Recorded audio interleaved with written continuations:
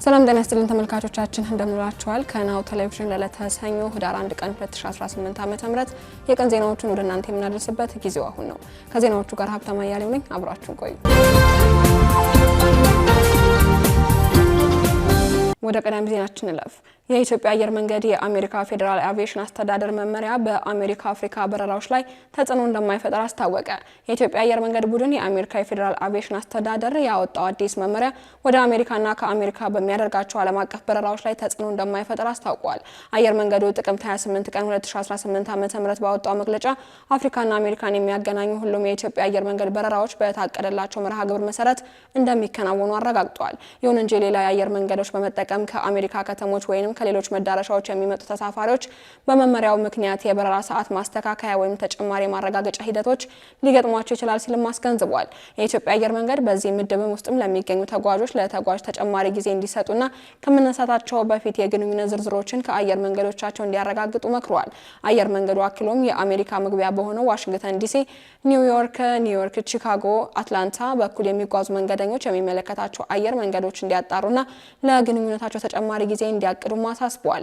መግለጫው የኢትዮጵያ አየር መንገድ ወደ አሜሪካ፣ አፍሪካና ሌሎች ቦታዎች ለሚጓዙ ሁሉም ደንበኞች አስተማማኝ፣ ምቹና እንከን የለሽ አገልግሎት ለመስጠት ቁርጠኛ መሆኑን ገልጿል። ህወሓት የኢትዮጵያ መንግስት በሰው አልባ አውሮፕላን ድብደባ በመፈጸም በትግራይ ሰራዊት አባላትና አካባቢ ባሉ ነዋሪዎች ላይ ጉዳት አድርሷል ሲል ከሰሰ። ህወሓት ጥቅምት 30 ቀን 2018 ዓ.ም ለተባበሩት መንግስታት ድርጅት ዋና ጸሐፊ በጻፈው ደብዳቤ የድሮን ጥቃቱ የፕሪቶሪያውን ስምምነት በግልጽ የጣሰ ነው ብሎታል። ፓርቲው ትላንት ምሽት ባወጣው መግለጫ ይህንኑ የኢትዮጵያ መንግስት የፕሪቶሪያውን ስምምነት በግልጽ ወደ መጣስ ተሸጋግሯል ሲልም በደብዳቤ ላይ የተጠቀሰውን አቋም አስተጋብቷል። በኢትዮጵያ ብሔራዊ ምርጫ ቦርድ ህጋዊ እውቅና ባለፈው ግንቦት ወር የተሰረዘው ህወሓት የፕሪቶሪያ ስምምነትን ለመጣስ ማሳያ ናቸው ያላቸውን ጉዳዮችን በመግለጫው ዘርዝሯል። በአፋር ክልል የሚንቀሳቀሱ ታጣቂዎችን በማደራጀትና በማስታጠቅም የኢትዮጵያ መንግስት የከሰሰው ህወሓት ይህንን የሚያደርገውም ትግራይን የማፍረስ ስትራቴጂውን ለማሳካትና የክልሉን ህዝብ እርስ በርስ እንዲጠፋ በማሰብ እንደሆነም ወንጅሏል። እነዚህ ታጣቂዎችን በመጥቀስ ሌላ ዙር ጦርነት ለመክፈት የኢትዮጵያ መንግስት ዓለም አቀፉን ማህበረሰብ ለማታለል ሰፊ የማደናገሪያ ስራ እየሰራ ነው ሲልም ህወሓት በመግለጫው ከሷል። ህወሓት በመግለጫውን በጥቂት ከዳተኞች የተታለሉትና ሽፍቶች ሲል የጠራቸው ታጣቂዎችም በቅርብ ጊዜ በራያ ዘቦ ወረዳ የከባድ መሳሪያ ተኩስ ከፍተው እንደነበር ጠቅሷል። ፓርቲው ለተመድ ዋና ጸሐፊ በጻፈው ደብዳቤም በፌዴራሉ መንግስት ይደገፋሉ ያላቸው ታጣቂዎች ባለፈው ሳምንት መጨረሻ ፈጽሞታል ያለውን ድርጊትም አንስቷል። ዜና እረፍት። የታሪክ ተመራማሪው ፕሮፌሰር ላጲሶ ጌዴሌቦ በትላንትናው ዕለት ከዚህ ዓለም በሞት ተለዩ። ተመራማሪው በሞት የተለዩት ባደረባቸው ሕክምናቸውን ሲከታተሉ ቆይተው በ87 ዓመታቸው መሆኑን ቤተሰቦቻቸው አረጋግጠዋል። ፕሮፌሰር ላጲሶ ጌዴሌቦ በኢትዮጵያ እንዲሁም በአፍሪካ የታሪክ ጥናትና ምርምር በማካሄድ የተለያዩ የታሪክ መጻሕፍትን ለአንባቢዎች አበርክተዋል። የኢትዮጵያውያንና የጋራ እሴት፣ ባህል፣ ቋንቋን በማውሳት የህዝብን ታሪክ ጎልቶ እንዲታወቅ ከፍተኛ አስተዋጽኦ ማበርከታቸውም ተነግሮላቸዋል። የአስክሬን ሽኝታቸውና ቀብር ስነስርዓታቸውም ታችን ማክሰኞ ህዳር 2 ቀን 2018 ዓ.ም እንደሚከናወን ተጠቁሟል። የተመራማሪው ፕሮፌሰር ላጲሶ ጌዴሌቦን ሞት መሰማት ተከትሎ ጠቅላይ ሚኒስትር ዶክተር አብይ አህመድን ጨምሮ በርካታ የመንግስት ከፍተኛ ባለስልጣናት የተሰማቸውን ሀዘን እየገለጹ ይገኛሉ። የትግራይ ወጣቶች ጉዳይ ቢሮ በየመን የሚገኙ ትግራይ ስደተኞች አስቸኳይ ጥበቃ እንዲደረግላቸውና ወደ ሀገራቸው እንዲመለሱ አሳሰቡ። የትግራይ ጊዜያዊ አስተዳደር የወጣቶች ጉዳዮች ቢሮ በየመን የሚገኙ ኢትዮጵያውያን ስደተኞች አሳሳቢና እየተባባሰ የመጣ ሰብአዊ ቀውስ ውስጥ መሆናቸውን በመግለጽ ለዓለም አቀፉ ስደተኞች ድርጅት ለኢትዮጵያ ቀይ መስቀል ማህበር አስቸኳይ ጥሪ አቅርበዋል። ቢሮው ለሁለት ተቋማት በላከው ደብዳቤም በርካታ የትግራይ ወጣቶችን ጨምሮ በመቶ ሺዎች የሚቆጠሩ ስደተኞች ለህይወት አስጊ በሆነ ሁኔታ ውስጥ እንደሚገኙ ገልጾ ደብዳቤውን የጻፈው በአጣዳፊ ሁኔታና በብርቱ ስጋት መሆኑን ገልጿል። አብዛኞቹ ስደተኞችም የተሻለ እድል ፍለጋ አደገኛ ጉዞ ላይ የነበሩ ሲሆን አሁን ላይ ራሳቸውን በከፍተኛ አደጋ ውስጥ ሆኖ ማግኘታቸውንም ደብዳቤው አመላክቷል።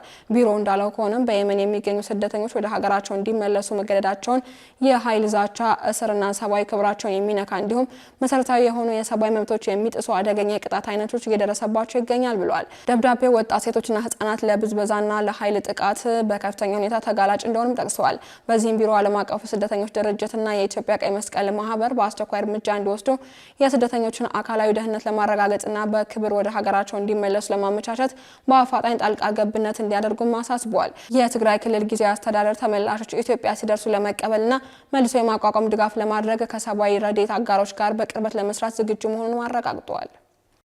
ካሽጎ በየትኛውም ዓለም ሆነው በማንኛውም ሰዓት ለወገኑ የሚደርሱበት ፈጣን የገንዘብ መላኪያ ተከፈተሎ።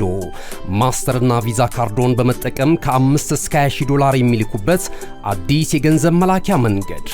ካሽጎን ለየት የሚያደርገው የትኛውም የገንዘብ ዝውውር በፍጥነት አገልግሎት ከመስጠቱም ባሻገር ለማንኛውም አገልግሎት ምንም አይነት ክፍያ አለመጠየቁ ነው። በአገራችን ታሪክ ገንዘብን ከውጪ ወደ ሀገር ቤት በማስተላለፍ በመተግበሪያ መልክ አገልግሎት መስጠት የጀመረው የመጀመሪያው ሀገር በቀል የገንዘብ መላኪያ ዘዴ ካሽጎ ከ4500 በላይ ባሉ የባንክ ቅርንጫፎች አገልግሎት እየሰጠ ይገኛል። ገንዘቦን በሰኮንዶች ልዩነት ውስጥ ይፈልጉ በአካውንቶ ወይንም በእጆ ቆጥረው የሚወስዱበት ልዩ ዘዴ። በቅርቡ ሁሉንም ኢትዮጵያዊ ባለቤት ለማድረግ ጉዞ የጀመረው ካሽጎ ዛሬውኑ መተግበሪያውን በስልኮ ላይ በመጫን የአገልግሎቱ ተጠቃሚ ሆኑ። ፍጥነት መለያችን፣ ኢትዮጵያን መክፈቻችን፣ ካሽጎ ነው መላኪያችን። ካሽጎ የአዲሱ ትውልድ ብራንድ። እነሆ የምስራች! የ10 አየር መንገድ የበረራ ትኬት ለውድ ደንበኞቹ በተቀላጠፈና አስተማማኝ በሆነ መንገድ እያቀረበ ያለው። በዚህም በደንበኞቹ የተመሰገነው ጉዞጎ አሁን ደግሞ ተደራሽነቱን በማስፋት ተጨማሪ ባንኮችን በማካተት ለውድ ደንበኞቹ የበለጠ አስተማማኝ ለመሆን ችሏል። የጉዞጎን አፕሊኬሽን ከአፕ ስቶር ወይም ከፕላይ ስቶር በማውረድ የመነሻና የመድረሻ ከተማዎትን መርጠው ዋጋ አወዳድረው የሀገር ውስጥም ሆነ ዓለም አቀፍ በረራ ማድረግ ካሰቡ የበረራ ትኬቶን ክፍያ በአቅራቢያው በሚገኙ ባንኮች አንድም በአካል በመሄድ ወይም በኦንላይን የክፍያ አማራጮች ክፍያዎትን በመፈጸም የበረራ ትኬቶን በእጅ ያስገቡ። ከዚህም በተጨማሪ እንደ ሁሉ ጊዜው ወደ ጉዞጎ የጥሪ ማዕከላችን 7473 በመደወል ከሙሉ የበረራ መረጃ ጋር የ24 ሰዓት የትኬት አገልግሎት ማግኘት እንደሚችሉ ስናበስሮ በታላቅ ደስታ ነው። ለበረራዎ ጉዞጎ።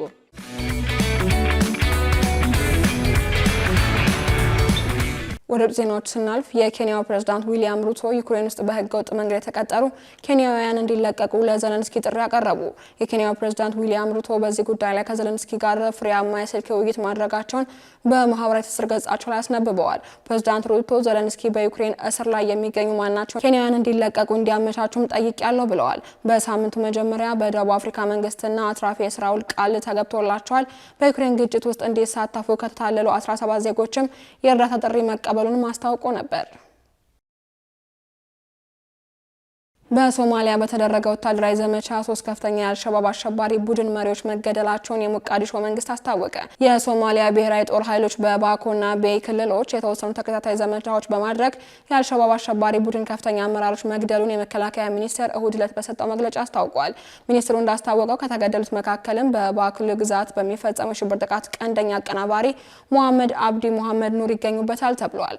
የሶማሊያ መንግስት እንደገለጸው በባኩልና ቤይ ግዛቶች በርካታ ንጹሃን የገደለው ሙሐመድ በቅጽል ስሙ ጎፎ የተባለው ግለሰብ በአባል መንደር በተደረገ ዘመቻ መገደሉ ተገልጿል። የሀያ ወይም አቡ ካህልዲና ሻሪፍ አሚር የተባሉ ተጨማሪ ቁልፍ የሽብር ቡድኑ አባላትም በዘመቻው መገደላቸውን የሞቃዲሾ ወታደራዊ ኃላፊዎች አክለው ተናግረዋል። በደቡብ ምዕራብ ባኮል ክልል ዋና ከተማ ከሁዱር በስተደቡብ 21 ኪሎ ሜትር ርቀት ላይ በምትገኘው በአባል መንደር ውስጥ በተደረገ ትክክለኛ ዘመቻ መገደሉን አክሏል። በድርጊቱ ወቅትም ኃይሉ በአካባቢው ያለውን የጸጥታ መረጋጋት ለማደፍረስ የታቀዱ የጦር መሳሪያዎችና ሰነዶችን በቁጥጥር ስር መዋሉን ሲል መግለጫው አክሏል። የሶማሊያ መከላከያ ሚኒስቴር አልሸባብን የመመንጠር ዘመቻ ተጠናክሮ የሚቀጥል ሲሆን ቡድኑን ጨርሶ እስካልጠፋ ድረስ ሰላም እንደማይኖር በመግለጫው አመላክቷል ሲል አናዶሉ ዘግቧል። በመጨረሻም የአሜሪካ ሴኔት የመንግስት መስሪያ ቤት መዝጋት ለማስቆም ያለመ ስምምነት አጸደቀ። የዩናይትድ ስቴትስ መንግስት መዘጋትን ለማስቆም ያለመ ስምምነት ሴኔቱ አሳልፏል። ይህም ውስብስብ ችግሮችን ለመስበር መንገድ ይከፍታል ተብሏል። በዋሽንግተን ቅዳሜና እሁድ ከተካሄደው ድርድር በኋላ ጥቂት የዲሞክራቲክ ፓርቲ አባላት ከሪፐብሊካኖች ጋር ተቀላቅለው ስምምነቱን ደግፈዋል። የፌዴራል ሰራተኞች ወደ አገልግሎታቸው ከመመለሳቸው በፊት ብዙ ተጨማሪ መሰናከሎች እንደነበረ ታውቆ የአሁኑ መዘጋት ከአሜሪካ ውስጥ ከተመዘገበ ረጅም ሲሆን እስከ ቅዳሜና እሁድ ድረስም የሪፐብሊካንና የዲሞክራቲክ ህግ አውጪዎች በችግር ውስጥ እንዳለፉ ገልጸዋል። ከጥቅምት ወር ጀምሮ በርካታ የመንግስት አገልግሎቶች ተቋርጦ የነበረ ሲሆን 1.4 ሚሊዮን የሚጠጉ የፌዴራል ሰራተኞችም ያለ ክፍያ ፈቃድ እንዲሰሩ ተገደዋል። በሴኔት ውስጥም ከ53 እስከ 47 አብላጫ ድምጽ የያዙት ሪፐብሊካኖች የ60 በመቶ ድምጽ ከዲሞክራቶች ጋር በመተባበር ገለልተኛ ከሆነው አንገስ ንጉስ ኦፍ ሜን ጋር ድርድር ተደርጓል ተብሏል። ስምምነቱ የዲሞክራቲክ ፓርቲ መሪዎች ኮንግረስ በ10 ሚሊዮን የሚቆጠሩ አሜሪካውያንን በመንግስት በሚተዳደረው የገንዘብ ልውውጥ ለሚገዙ የጤና መድን የሚከፍሉትን ድጎማ እስካልተከፈለ ድረስ ለመንግስት ስራዎች አዲስ የገንዘብ ድጋፍ እንደማይሰጡ ተናግረዋል። በስምምነቱ ላይም ድምጽ መስጠት በአዲሱ የገንዘብ ድጋፍ ላይ ስምምነት ውስጥ የመጀመሪያው የስነ ስርዓት እርምጃ ብቻ ይሆናል። እንዲሁም አሁንም በዩኤስ የተወካዮች ምክር ቤት መጽደቅ አለበት፣ እሱም የራሱ ተግዳሮቶች ይኖሩታል የሚል ስጋት ተደቅኖበታል ነው የተባለው። ዱብ ዱብ ከአሸዋማው ሜዳ ላይ ባዶ እግር ከአሸዋ ይወዳጃል። እዚህ ስፍራ ከአልጋው ላይ ገደም፣ ከኳሱ ጋር ትግል፣ ከሽዋዥዌው ጋር ጩኸት፣ ጀልባ ይጎተታል። ቤተሰብ ታንኳ ይዞ ወደዛ ይከንፋል። እናቶች ይደመማሉ። የፈራው ይመለሳል። አንዳንዱ ለነፍሱ ሕይወት አድን ቦርሳ ያነግታል። የሕፃናቱ ዋና፣ የወጣቶቹ ትዕይንት፣ ድብርት ለሳቅ ቦታውን የሚለቅበት ስፍራ፣ የማታው ካምፋየር፣ የፍየሉ ጥብስስ፣ ጭፈራው ሲደራ ማዶ አሻግረው አማትሮ ቢያዩት የማይጨርሱት ሐይቅ፣ ዋኝቶ የማያቋርጡት፣ ለጀልባ ካፒቴን የማይፈልጉበት፣ እጅን በአፍ የሚያስጭን ልዩ ተፈጥሮ። ፀሐይ ስትወጣና ስትጠልቅ ከውሃ ጋር ተጣምራ የማያቋርጥ ትርኢት የምታሳይበት ውብ ስፍራ። ምሽት ከስር በእሳት ከላይ በጨረቃ ልዩ ትዝታን የሚጥል ከዛፍ መሃል ፀሐይ፣ የምሽት ጨረቃ፣ አዋፋትና አበባ፣ ሌላ ድምቀት፣ ሌላ ዓለም። ሰማይ እንደ እስስት መልኩን የሚቀያየርበት የላንጋኖ ሰማይ ብዙዎች በብዙ ያዜሙለት። ያኔዎቹ ቀጠሯቸውን በላንጋኖ አድርገህ ግባ ሻሸመኔ ተባብለው ተቀጣጥረውበታል። የስፍራውን ብርቅ መሆን ሲገልጹ ላንጋኖ ሄጄ ብለው አዜመውለታል።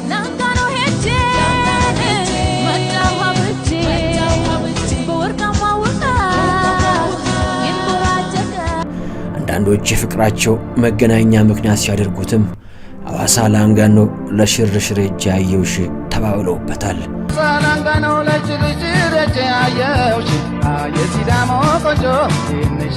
ይህ በወርቃማው የላንጋኖ ሐይቅ ላይ ተንጣልለው የነጩ ቤተ መንግሥት ውስጥ ትዕይንት ነው። ይህ ሁሉ ድራማ፣ ይህ ሁሉ ትዕይንት ከዚህ ብቻ ይፈጸማል። ይህ ሁሉ ማስታወሻ ከዚህ ብቻ ይሰነዳል። ኖዜታ ማሪና ቢች ሪዞርት። ተመልካቾቻችን ከናሁ ቴሌቪዥን ለዕለቱ ያዝንላችሁ የቀን ዜናዎች እስካሁኖቹ ነበሩ። ዜናዎቹ ለእናንተ ያደረስኩ አብራችሁ ቆየሁት። ሀብታማ እያሌው ነበርኩኝ። ሰናይ ቀን።